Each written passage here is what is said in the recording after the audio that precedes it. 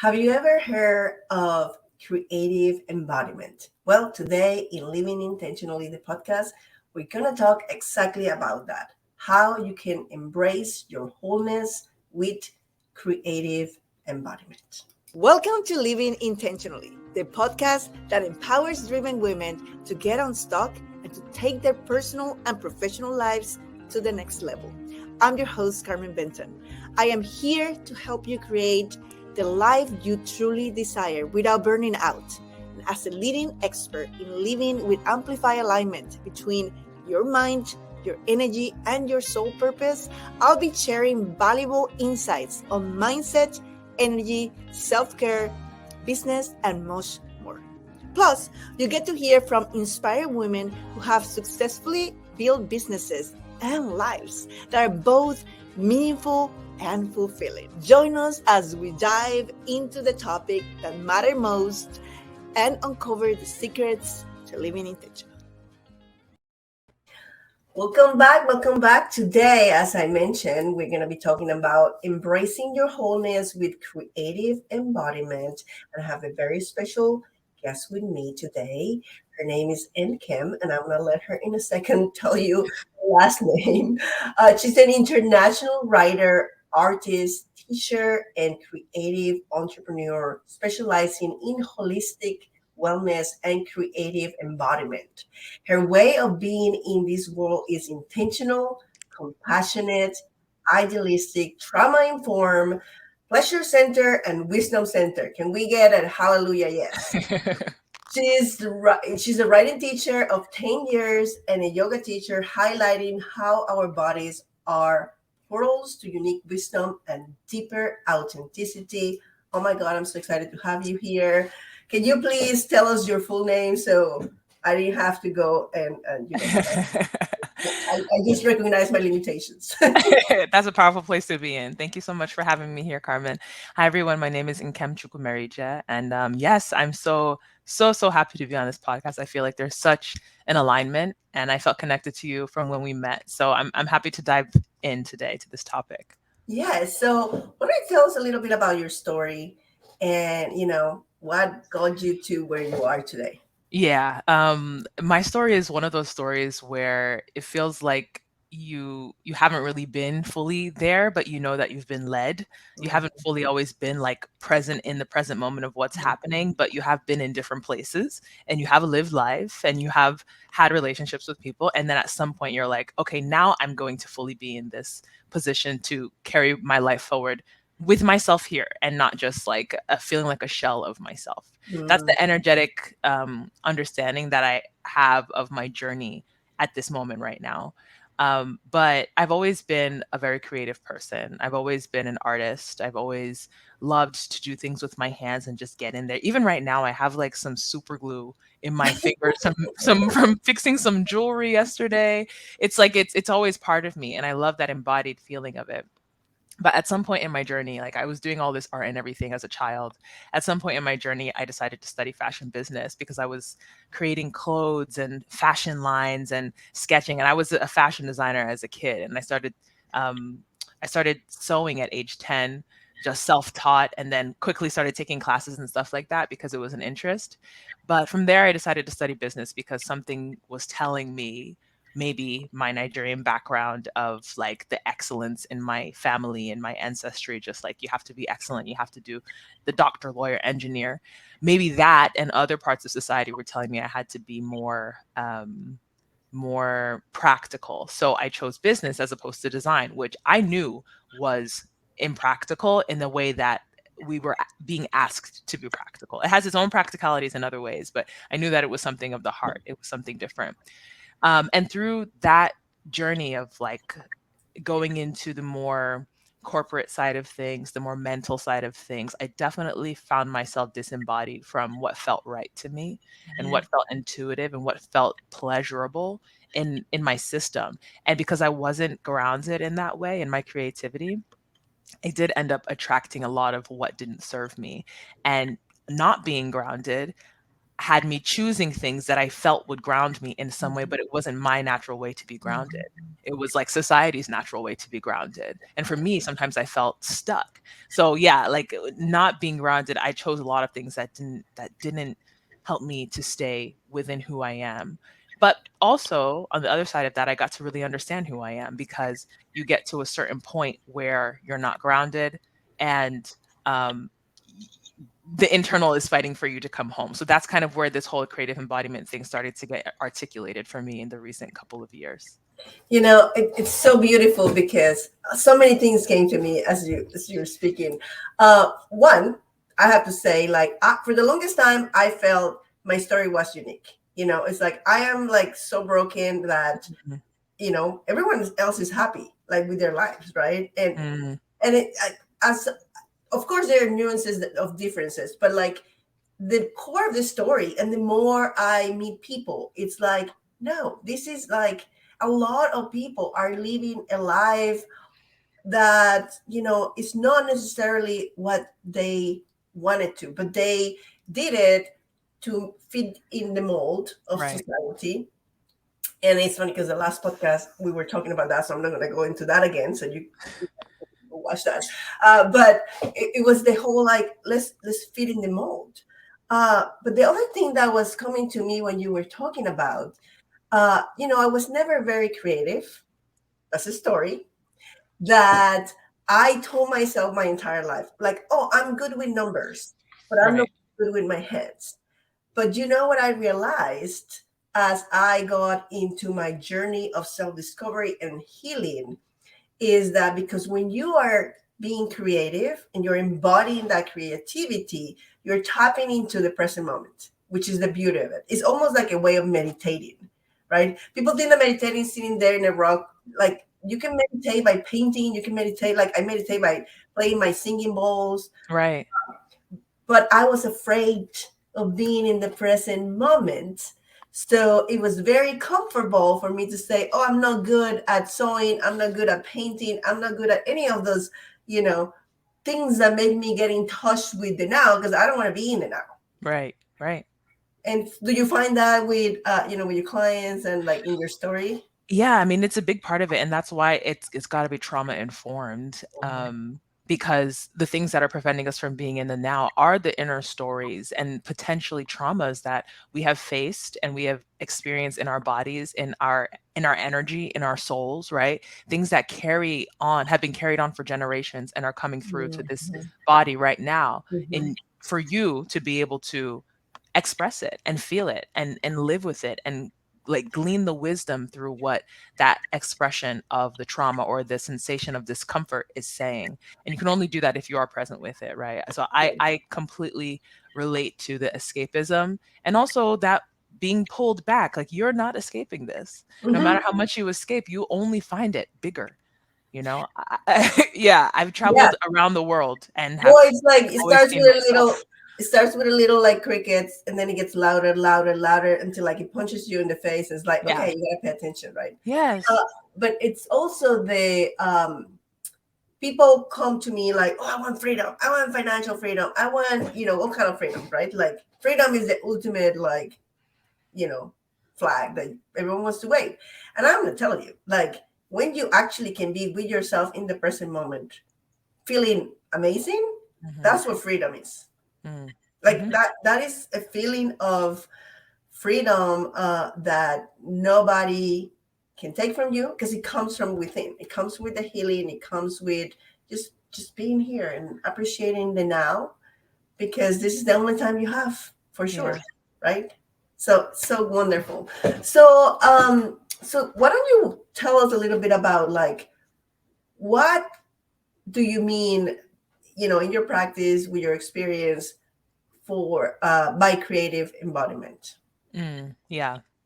I love this question because the term creative embodiment is always inviting me to define it even more. Every time that I use it, every time that I play around with it in my own practice, it's like, yes, what is it? What am I? Who am I? Who do you want me to be? It's like it's beckoning me forward. And for me, right now I see it as an approach. an approach to a way of living, a way of engaging with the world. That's the way that I use it, and that's the way I try to support other people in getting in touch with themselves. I think the energy that will arise when I explain what I feel it is and how to manipulate this thing is probably going to feel connected to a lot of different types of transformational energy or program or getting in touch with yourself. Like it's within that energy because it's a practice of going within and slowing down. So I love how you mentioned earlier about being able to be present in the moment and that resistance that we often have to being present. But that's the first step. And as we mentioned in my intro, I mean, the body is truly a portal to everything. Mhm. If we think about the living example of a birthing person, of someone who was able to bring life into this world, where did that life come from? Where did that animation of that life come from? It came through the body. So when we're in an experience where our body is not accounted for, we don't even consider the body in our relationships and in our decision making and anything, we are living out so much vital information about how we can actually be here on this planet doing the thing that we're meant to do. And I understand that because there are many of us who don't experience sensation in the way that we would maybe hope to, or don't even know what it is like to feel true pleasure and true sensation. And a lot of that is because we're resisting the pain that comes Mhm. with, We're numbing it with just putting it down. repressing and numbing the pain, but the pain and the pleasure, two sides of the same coin. Joy and fear, love and fear, joy and loss. They're all two sides of the same coin, and they reside within the body. I mean, you feel that within the body. Mhm. So this creative embodiment practice is an approach is about coming into a connection with ourselves, and I find that you know I have these like um five elements of creative embodiment that just came to me as a framework that's helpful. And it can be, everyone should put things into their own context. I think that's another aspect of this, is that you have to put what you learn in the world into your own context and feel it out for yourself. But for me, it's attunement, and then exploration, and Mhm. then discovery, and then presence, and then expression. But we are all doing all of these things all the time, but it's super nice to be able to say, okay, how can I get in tune with myself that feels like I'm touching into my power, my vitality, the energy of passion and life and fire and interest and curiosity, that spark that's within me. And where it within me is it?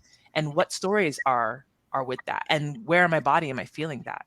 That can point you to where in your body you might be holding other things. So with the attunement practice, some beautiful embodied ways to get into it are through meditation, Mhm. breathing, self touch, being able to sit in silence. These are things that just allow for whatever is speaking to arise a little bit. Because usually we're speaking and we're doing a lot of everything externally. But yeah, when we can just allow for things to be settled and for us to come into physical presence with ourselves, then we begin to attune to what is already there without having to change anything. And even if that is the practice, right? Just coming into presence with that is a lot. That's a lot because you know that there's like a whole universes of sensation and story happening just on the surface of the body before you even go inward. So yeah, Yes. I'll pause there for a second because Well, a lot of well, info. no, I know you're doing great. So that is such a good point about the going inwards and the ways to do it. I tell you, like there was a time in my life where, I mean, I love to talk. In case you guys haven't noticed, but I also now appreciate so much my time alone. And when I'm alone, I mean, sometimes I talk to myself, but I'm really just going inwards. I do like very long meditations. I take like the longest baths. I go for walks. But that actually never happened before 2012. Mm, I went to a silent retreat in Bali. And I'm going to tell you, like the first 24 hours, I thought I was going to have to kill myself because I was mm, never able to like be with myself. But after that experience, and so many stories and so many dialogues came, and I was able to journal so much, it revealed to me what I needed to start to heal. right. And even if the first layer, like there's stuff that comes all the time, right? But like the first layer, like there were things that I wasn't even aware, of the things I was telling myself. So Yeah. yes, I totally agree with you that that should be kind of like the first opening to the process, is just to be able to like sit with yourself. Like, what are the stories that you're telling yourself all the time? Mm-hmm. Yeah. And No, where in I your love and where that. in your body are. Oh, like, actually, there's a story in that same retreat. It was during Mother's Day back then, and I actually left my kids with their dad. We weren't married anymore, and because I'm like, I want to do this for myself for Mother's Day, but the Yeah. guilt was killing me, Mm. and so I, rapidly did what I do at the time, what I did at the time best, which was numb the pain, like, pretend that it didn't existed. And I had this horrible numbing pain in my arm, like I couldn't move it, like Hmm. all of a sudden. And this is the very first time I saw a healer. And we were in Bali and we saw this healer, and he looked at me and he said, "What else are you numbing?" Mm. And it dawned on me that it was the guilt. Yeah. And he said, "Release the guilt and then your arm is going to be fine." And I'm like, right. And I did, and then my arm was fine. And I was like, oh my God, your Yeah. body tells you everything. Everything. Everything.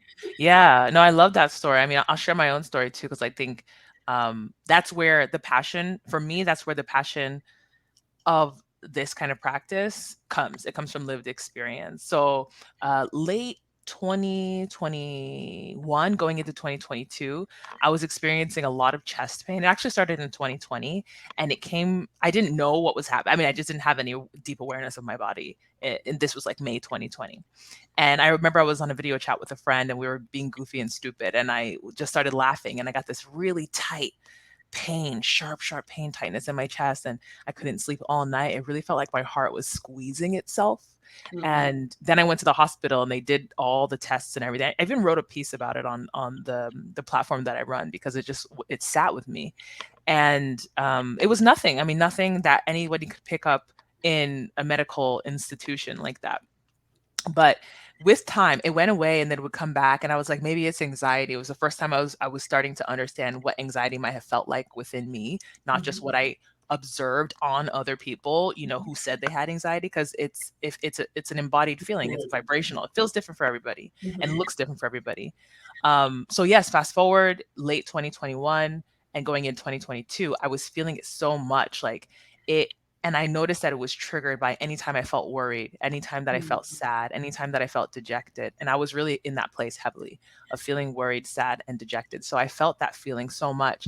And once again, at this point, I was in Portugal. The first time I was in Abu Dhabi, this point I had traveled. I was in Portugal and I was going to the hospital and doing tests. And I was like, is this my life? Is this really my life for this feeling? I have to explore it another way. And also at the same time, I was deepening into my intuitive skills, my psychic abilities, and taking courses where, thankfully, they had us pair with each other and dive into some of the physical things that we were being presented with through our bodies. It was a medical intuition class, actually, so like really spot on with that. And I got to understand what my heart was holding and how heavy it was and how I wasn't listening to it, and how every every time I wanted to feel that sense of being chosen from the world, that I would really push myself into situations to try and feel that, it was me taking away myself from my own heart, or not being able to choose my own heart and what my heart wanted to express, and the fullness of the intensity of the way that I love and the way that I am in this world. I was suppressing that because for most of my life I had identified with this feeling of being too much, too big, too loud, too brash, to this, to that, overwhelming, intimidating. These are words that people have said to me, words that Mhm. people have come out of Mhm. people. A lot of other words have come through too. So, you know what I mean? But it's the thing, when you are attuned, when your body is already like in a hyper state of like shock or trauma or distress because it's not feeling safe, then it's going to attune to those things because it's like, I need to keep an eye on that thing that's not keeping me safe. I don't feel Mhm. safe enough to let my guard down. My guard always has to be up against that thing. But with putting that guard up and how it supported my heart in the beginning by keeping me safe, it closed me off to a whole world of beauty and creativity and expression, and letting the truth of my heart be known, because I was only really identifying with how my heart couldn't be. instead of identifying with how my heart could be. But this was all part of, I mean, I'm able to articulate that because I went through the process of understanding what is it that I'm really being told by this pain in my chest. When does it come up? Like I had such a fear of touching my chest, touching my breasts, like just being with my own body and being with myself. But that's what invited me to actually get in touch with myself because I'm like, this, no, I can't. I can't have that. I know we have four more steps, but I want to say, like, even this knowledge, it's so, I mean, for our listeners, even like knowing this that we just discussed, pay attention to your body. I mean, like, my daughter is in Europe right now with her dad, and she gets on and off these like hives in her face. And Mm, so for some time we thought maybe it just, there's something in the house, because it would only happen at their dad house, it wouldn't happen here. mm, But now I'm like, okay, she's in Europe, she's in a hotel, so I'm like, okay, you're not eating the same food. So what I told her is like, I need you to start journaling. It's not a life threatening thing. It's not in her throat. It's just like here, and it goes away. But I was like, start journaling, because I want you to start paying attention. How do you feel right before it? What happened? Is there any commonalities? Because there is something that is activating, yeah, a reaction in your body, and it is probably an emotion. right. It is an emotion, right? Yeah, yeah, yeah. And so, just like, for the listeners, it's like, this is when you actually incorporate this into your life, you can start paying attention to, like, oh, I get a hip pain. Well, are you afraid of moving forward? I have a headache. Well, maybe you have psychic abilities and your third eye is It's overactive. You opening need or to figure something is it out. blocked. Yeah, Yeah, yeah. yeah. So yes, just start paying attention. No, this is great. I love that. Okay, so what's step number 2? Yeah, moving on to step number 2, right? Like you can just, that's the thing. We can dive into each of these and they're all their own world. But step number 2 is exploration in the way that I have it. And this is the sense of like if you think of yourself as you are going on a journey into your own creative experience or your own experience of understanding your energy. After you attune to the body and you come to a place where it's like, okay, I know what's there, you can enter into the portal of the body and explore what is around because there's so many things going on surface wise of the body, like we can see some things happening and we can also like it's not just about the things that hurt, or the things that are flaring up or that, are those kind of conditions, but also when we're feeling radiant, when we're looking beautiful, when our eyes are bright, when, like we just our smile is those beautiful things as well. What is that telling us? So we can go inward and understand like the emotions, the energy. When I'm guiding meditations on this, I love to mention like memories that come up, these desires that pull you forward. And those things are coming up as energy that can be represented by your inner vision, right? We mentioned third eye, sense of clairvoyancy, your imagination, the memory that comes up. Who's in that memory? Everything is important. Everything tells us something. And it's important not in the sense that we need to be hyper vigilant and be writing down everything we see, because I've been there too, and it's like you're just getting yourself into like a place of madness. What you need to just calm down and just recognize that you're able to live an inner life and live an external life. Like that's what this is about. Now in exploration, we're learning the landscape and we're seeing what's happening within us. This is also a good place to stop and do your expression and feel creatively embodied. Like you can carry it forward or you can stop anywhere. And then after that would be discovery. So imagine that you are exploring this landscape vibrationally and you sense into what you're feeling through your emotions, through your thoughts, even through sensations that come up physically or metaphysically, right? Like if you have like energetic sensations that are coming, you start finding yourself pulled into a certain place. And this is the discovery aspect of it. It's like what intuitively is drawing me into more. It might be a color that just is prevalent in the whole practice, like, oh, orange, I just feel like orange. Or maybe I just feel like, squirrels are important right now and I want to know what that means. And it just something that just keeps coming up. And because we've already attuned, because we've already made that intention to go inward and trust what we find, no matter what it is, with no judgment, then things arise that we typically suppress. Like we have a suppression mechanism as human beings that is beyond this world. It's like, no. But we allow these things to arise because we're already in this space, this knowing and intuitive space. Would you say that the discovery phase will be equivalent to like paying attention to the signs of, um, like for instance, like, we were talking earlier, and I look at my clock and it was 11:11, and I was like, Mm. oh, that's a good sign, right? Like, Yeah. but like, and this is something funny. Like, I don't know. Before I got my awakening and my spiritual gift got, activated, whatever you want to call it, when I didn't know anything about these things, I kept seeing the number 1202 all the time. Like, I'll be in a meeting and I look at the clock, it's 12:02. I wake up in the middle of the night, 12:02. And so the number actually was significant to me because it's my birthday. Mm. And so it caught my attention. And I'm getting a message that I'm gonna die on my birthday or something. Oh, whoa. Yeah. That's how dramatic I went Yeah, to. yeah, And yeah. then I started researching. I didn't know anything about angel numbers, so I didn't go there. And I'm like, I don't know what it means. Years went by, and I keep looking at the number, and Yeah. eventually, I got into healing and spirituality and all that, and Right. and I realized what numbers are and signs, and it actually has a great meaning, which is you have everything you need inside of you to Hmm. be who you need to be. But like, it was like on my face, like all the time, and it just took time because I wasn't attuned, right? Yeah. Yeah. uh and I haven't gone inwards to, like, to know, like, okay, there is something that it's out there that is trying to tell me something. I mean, Yeah. would that be kind of the discovery process? Yeah, I mean, like that is certainly a discovery process, and it happens to do with what you're seeing externally that helps you to go internal. And there's also this discovery process that can happen when you're already in the internal space. It's like, okay, I'm here. I think in my practice, because this is a practice that I've been building for a while, that I've already been doing, that um, now I know, okay, I'm sitting for meditation, I'm checking in with the body. Some things are happening. Okay, fine, cool. Thoughts are swirling, things are going on. Okay, and then after things start to settle, because I've done that initial let's be Mhm. here, certain things are popping up more and more. And I notice where my body is speaking to me.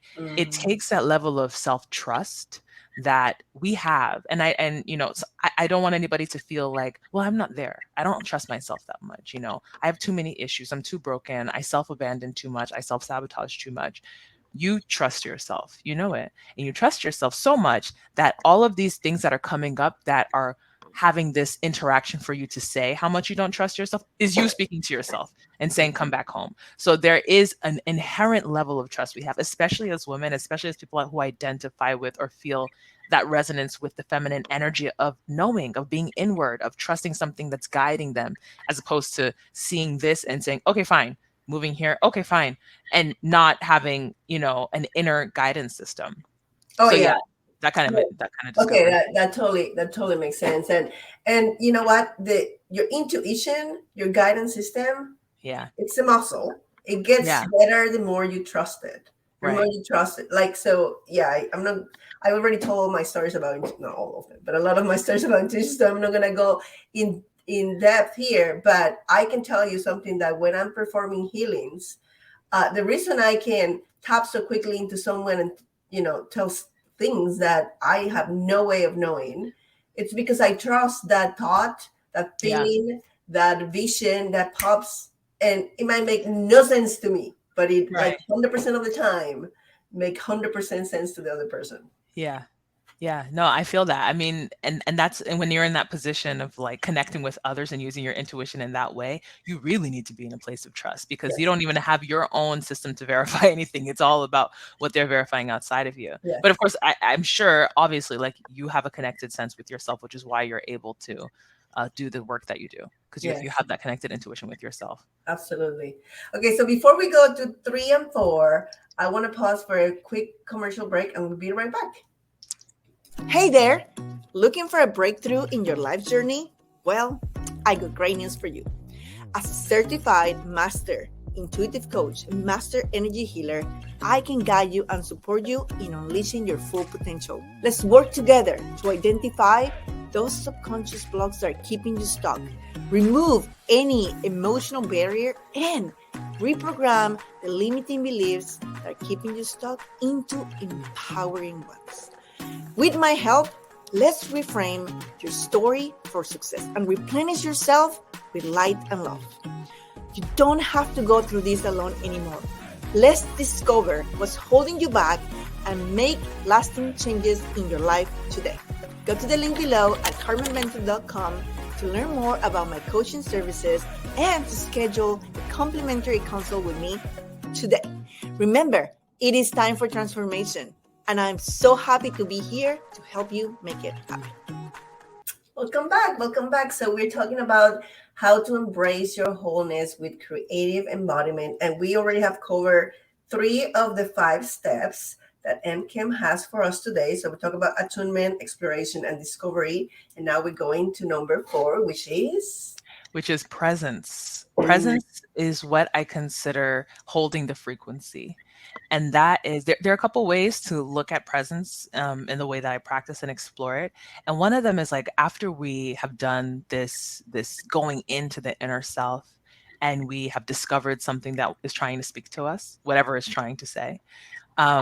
It's a matter of being in that flow. So this is like the flow state or like the truly embodied state where we can involve ourselves in this thing that we're feeling. Or on the other side of presence is like when we want to be in the vibration of something that we're calling into our lives, like more love, right? And a bigger heart and a more expansive heart. If we're able to tap into this feeling through the practice vibrationally and with our physical bodies, then we have more of an understanding of what it feels like in our lived reality in the everyday. So we can expand that. You know, if we're treating it as a muscle, then we're using it in life. And that contrasts all of the negative vibrations that we feel as humans, the fear, guilt, shame, all of the things that keep us too fixated and grounded on things that are ultimately pulling energy away from us rather than giving energy to us. So it's kind of like the wolf that you feed is the one that gets bigger. It's the one that lives and protects and supports you. Yeah. Yeah, where intention goes, energy goes, right? Yeah, Energy flows. exactly. Yes. Beautiful. Okay, and then number 5 is Expression is the thing. And here is where I think like part of me has also been looking into creative embodiment from the expression part backwards, because expression has always been something so comforting for me. I'm a Leo, you know, for all of our astrology people out there. Leo, sun, moon, Mercury, Chiron. So I have a lot of energy in I Leo. can see the Leo. People say it often. Hopefully you can see it because, you know, it's who I am. So yeah, expression has been so comfortable for me. But a lot of the expression that I had, I think, for a certain part of my life was performance. And, you know, I think it became really comfortable for other people to be around that part of me, which was, yeah, performative. And I enjoyed it. I enjoyed performing. I enjoyed, you know, the flair, of course, the flair and being seen and being shining and stuff. But there was always something missing internally. And so what I would give to the world would not be the same as what I would experience internally. And the goal is always to feel aligned, right? Like what I'm giving to the world is who I am. What you see is what you get. But it hadn't always been that way. But did I know what people could really be getting? Did I know what I could really be getting until the journey started? By any chance, are you an Enneagram 7? Oh, I don't know. I haven't done the test. I haven't done the I'm test. pretty sure you are. Okay, well, I'll have to do it and verify that. Yes, yes. Um, So actually, I can relate so much to that because growing up in Latin America, for me, dancing has always been part of who I am. In fact, Yeah. I've been trying to teach my son, my teenager son, to dance, and he just, and I'm like, back home, if a guy doesn't dance, you don't get a date. It's just Right. like that's how we express, right? Yeah. But like now, I know dancing is one of my to-go pattern interrupts. If I cannot shake an emotion or a thought that is bothering me, I know if I dance it out, everything's gonna be okay. And it's so that if I don't feel like dancing, then I know I have to go dance. Mm-hmm. And I never thought about it this way until this conversation, that it is probably because I'm in my body, out of my head, right? Moving all the emotions out Right. and releasing. Yeah. Yeah. And then you have space for these new beautiful things to come through, you know? It's a way of channeling information as well, which we didn't even dive into, but I guess it's something that can be explored in an expression practice. It's like once you are so attuned with your body, once you Mhm. know, it's like you're building a, what did I call it when I was in the shower this morning? A vibrational vocabulary. A vibrational Oh my vocabulary, God. for you to feel connected to your body. You have a vocabulary to connect to the world through the connection through your body, through the connection through sensations. Whereas in other places in your life, you use different vocabularies to connect, right? You use words, you use touch as vocabulary. So this is another kind of thing, and that could be explored in an expression. So writing, I mean, my main thing is writing and dancing as well. I also Mhm. play guitar. I also sing and cook and just do anything that makes me feel like something is coming from within and I need to bring it out into the world. I make You know, so yeah, there are tons of ways to express yourself in this and way. I'm gonna say even cleaning. Like in my early stages of awakening and healing, cleaning was the thing, and Yeah. there was a reason why. Because when you have many kids and you had a very demanding job and all that, nobody wants to be around the person who's cleaning because nobody wants to be handed the broom or Yeah. the right. So I found that if I was gonna clean, then everyone left me alone Mm. and I could be with myself. Mm. So it was actually a trick, but Yeah. but it was movement. There was movement, and I was in the It was present. your space, yeah. Yeah, you gotta do what you gotta do. You gotta do what you gotta do.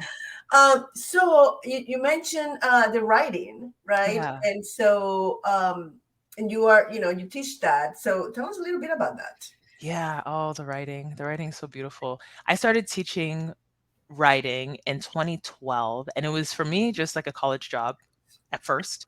And I quickly, because I studied fashion business, so it wasn't related to this whatsoever, but I quickly felt so connected to other people through their words. Like it was so much deeper than just supporting people with like their essay before they had to hand it in 2 hours later, which sometimes, of course, you encounter everything when you're working with people in different types of communities. But through time and through my own experience and through connecting with other people, I realized this thing about not really saying what you feel is true, not really writing what you feel is true, even if it is a paper for a class. This is not just a class. This is your life. You just happen to be a student learning from this institution right now, and everything that you learn, you're going to carry that into life. It's not just like, oh no, this is just school and then my life is outside of that. No, boo. Anything you do is your life, is your life. So I noticed that, especially in the students I was working with. And at some point felt there's this call to go beyond what the mind is offering based on what it's collecting from external information. We need to be able to go within. But like I said, I've been teaching for all of this time and I didn't really have my own embodied experience with my written expression Mhm. until this juncture point in like the pandemic 2021. I had left Abu Dhabi, I moved to Mexico, and I was traveling around, and I was like, this is my time. This is my time to dive into my creative exploration. I want to know what my voice sounds like when I write, so I know what to come back with. And that is part of the embodiment. It's like, to understand what my voice sounds like, I need to express everything that is on the surface of that, or everything that feels connected to me, but actually, no, that's not me. Oh, I don't like the way that sounds. Or I always find myself coming back to this theme. Oh, I always find myself coming back to these words.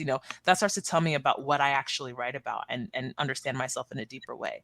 And of course, it invited me into more vulnerability with myself, which is very easy to avoid vulnerability when you're in a teaching position, Mhm. because you're the one who has the curiosity and can easily bounce the curiosity off onto somebody else. And they will happily, because they come to you in that kind of regard, like, I need support in going deeper, I need support in expanding my mind or whatever, and you're able to give it. But we need to be mindful that in the position of teaching, it always invites us to be more of a student as well. And what better way to learn than to connect with the questions that you ask the people, your students, right? Like, or people who you work with. How do I connect with myself? So that's the foundation of the writing that I advocate for, I guess I could say, and that Mhm. the approach that I support people in one-to-one coaching. People will come with their projects, their memoirs, their books, their um, Yeah, things that they have in mind to write, or Mhm. just a bunch of their journal entries and like, this is what I have, this is how I write, but I want more, or I want to see what else is there, what's in there.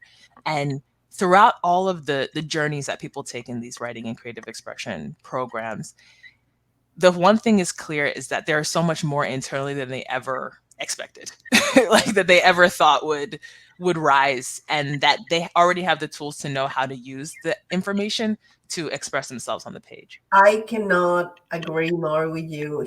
Writing is so healing. Yeah. I and actually when I write is probably when I channel the most, Right. and it's like just I get taken over, uh, and things that I don't even know consciously come to the surface for healing. Right. And I have to say, I wrote a book about self love. And I always said the first draft was a little bloody because I wasn't writing for anybody. I was writing for myself. Hmm. And things that I didn't even remember I had to heal came up. And that was like the very beginning of my true healing journey, was just having it there in paper, like, oh my God, like Yeah. I have to fix this. And yeah, so I totally recommend anyone to like get into that type of writing, not a superficial, but they're really like vulnerable, going in, Yeah. and just see what's there. Yeah. No, I totally. And then when it comes to like the creative part of it, because there's like the writing aspect, which everybody, if it's accessible to you, if you feel like it's calling you, definitely tap into that, dive into it. But some people don't feel connected with the creative expression aspect of it, of like, oh, performing through fiction, through poetry, or they don't feel like they have the understanding to go down those realms. And in my work with people, I'm like, you have everything. You know everything because you're human, because you express yourself, because you're connected to yourself, because you're connected with the world and you have a vocabulary. So, given all of those tools, let's put them together and see what naturally arises.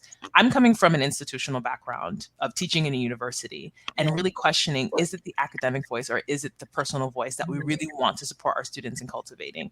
That was my inquiry back then. I didn't know that it was going to come to this, but that's what it was back then. And it somehow brought me to this sense of, there is no perfect voice that you can match. There's no standard of even poetry, right? There's no standard of fiction that feels like it's going to do justice to the stories that you want to tell, because you have to write through your lived experience and what you sense. So that in my work, that's how I support people in understanding there's a bridge between that deep sense of connecting through writing and through expression and how you want to potentially perform it in the world. You can Wow. do it. Yeah. That's beautiful. That's beautiful. And so you have something for our listeners that can help them get there and get to know Yes. you. And so can you tell us a little bit about that? Yes, so I have some reflective writing prompts for self discovery, for inner acceptance and awareness. Some free prompts, beautiful, about 4 or 5 pages of a lot of delicious prompts for you to dive into, Mm, yes. journaling. And on the first page, we have kind of a step by step how to get into the space where you can use the resource. It was actually created by the writing fellows that we had as part of the Wellspring Words Writing Fellowship back in 2022.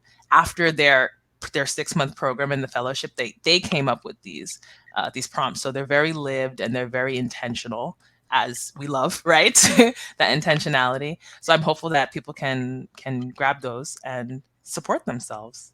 That's beautiful. And we'll put the links to your, all your resources in the description of the podcast. But do you mind, just for those that are auditorial, Yeah. tell them where to get it?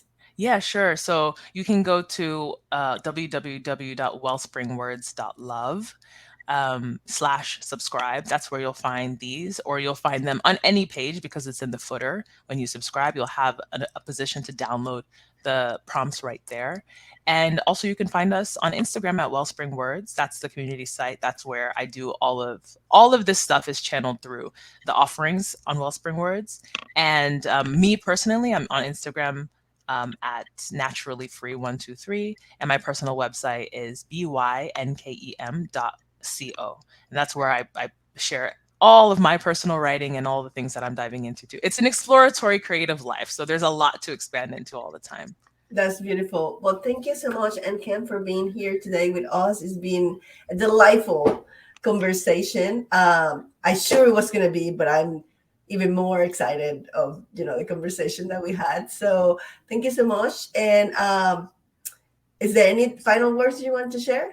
Well, I want to say thank you, of course. I definitely, You're it's welcome. been such a beautiful conversation. I love to hear about your story too and how it fits into this larger sense of well-being and wholeness, right? And healing ourselves. Like it's always inspiring. So thank you for having me and welcoming me into your space. I so appreciate it. Thank you so much.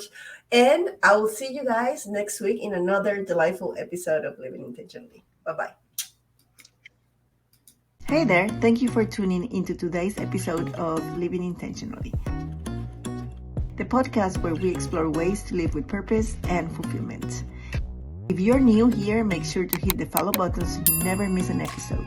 You can find me on Instagram and TikTok at the Carmen Benton. I'm your host, Carmen Benton. I'll be back next week with more insights and inspiration.